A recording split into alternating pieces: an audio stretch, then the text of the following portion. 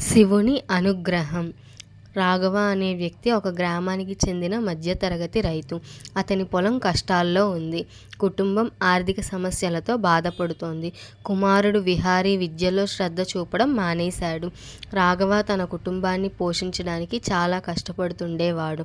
కానీ వరుసగా పొలంలో పంటలు విఫలం అవడంతో ఆ కుటుంబం కష్టాల్లో పడింది.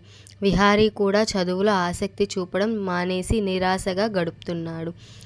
ఒకరోజు సుమతి కుటుంబ సభ్యుల గురించి తన భర్తతో మాట్లాడుతుంది.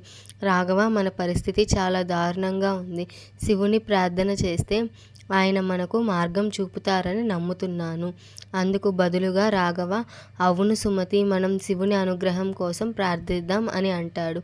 అప్పుడు రాఘవ, సుమతి, విహారీ కలిసి శివుని ఆలయానికి వెళతారు.